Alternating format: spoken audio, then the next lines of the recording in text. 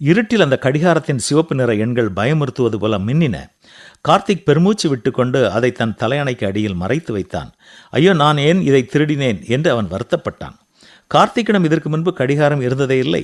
கடையில் அது வைக்கப்பட்டிருந்ததை பார்த்தபோது அவனால் ஆசையை கட்டுப்படுத்த முடியாமல் தன்னுடைய பாக்கெட்டில் நைஸாக திருடி போட்டு கொண்டான். இப்போதுதான் எவ்வளவு பெரிய முட்டாள்தனம் செய்துவிட்டோம் என்று அவனுக்கு புரிந்தது. வீட்டில் இருப்பவர்கள் பார்த்து விடுவார்களோ என்ற பயத்தால் அவனால் அதை வெளியே கட்டவும் முடியவில்லை. கடையில் யாராவது தான் திருடியதை பார்த்திருப்பார்களோ என்ற பயம் அவனுக்குள் ஏற்கனவே வரத் தொடங்கியிருந்தது.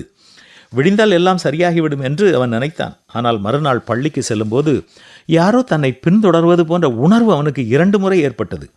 மதிய உணவு நேரத்தில் சில ஆசிரியர்கள் ஒன்றாக பேசி கொண்டிருந்த போது அதில் ஒருவர் தன்னை நோக்கி பார்ப்பது போல கார்த்திக்கிற்கு தோன்றியது. அன்று இரவு அவன் படுக்கையில் படுத்திருந்த போது வெளியே இருந்த பாதையில் யாரோ நடக்கும் சத்தம் கேட்டது.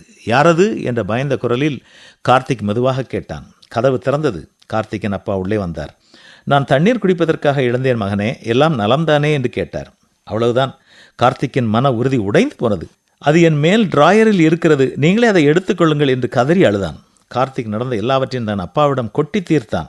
தான் செய்த விஷயம் எல்லாருக்குமே தெரிந்துவிட்டது போல தனக்கு தோன்றுவதாகவும் சொல்லி முடித்தான். அப்பா தலையசைத்தார். நீ என்ன சொல்லுகிறாய் என்று எனக்கு புரிகிறது என்றார். உண்மையில் நீ அந்த கடிகாரத்தை திருடியதை ஒருவர் பார்த்தார். அன்று முதல் அவர்தான் உன்னை தொந்தரவு செய்து கொண்டிருக்கிறார் என்றார் அப்பா. ஆனால் அது யார் அப்பா என்று கார்த்திக் ஆச்சரியமாக கேட்டார். அதுதான் தூய ஆவியானவர் மகனே என்று அப்பா விளக்கினார். நாம் செய்யும் பாவத்தை கடவுளின் ஆவி நமக்கு உணர்த்தும் போது யாரோ நம்மை துரத்துவது போன்ற ஒரு நிம்மதியற்ற உணர்வு ஏற்படும். நீ கடவுளிடமிருந்து ஓடுவதை நிறுத்திவிட்டு சரியானதை செய்யும் வரை உனக்கு நிம்மதி கிடைக்காது.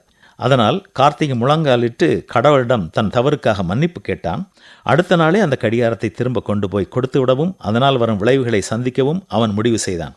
உங்களுடைய நிலை என்ன? யாரோ உங்களை பிடிக்க வருகிறார்கள் என்றோ, உங்களை யாருக்கும் பிடிக்கவில்லை என்றோ, அல்லது உங்களை யாரும் நம்பவில்லை என்றோ நீங்கள் எப்போதாவது உணர்ந்திருக்கிறீர்களா? ஒருவேளை நீங்கள் செய்த ஏதோ ஒரு தவறின் கடவுளின் ஆவி உங்கள் மனசாட்சிக்கு உணர்த்தி கொண்டிருக்கலாம். அவரிடமிருந்து ஓடுவதை நிறுத்துங்கள். அவருடைய மன்னிப்பால் கிடைக்கும் முழுமையான அமைதியை தேடி பெற்றுக்கொள்ளுங்கள். ஒருவரும் தொடராதிருந்தும் துன்மார்க்கன் ஓடிப்போகிறான். நீதிமான்களோ சிங்கத்தை போல தைரியமாயிருக்கிறார்கள் என்பதுதான் பரிசுத்த வேதம் கூறும் உண்மை. என்ன, தைரியமாக இருக்கிறீர்களா?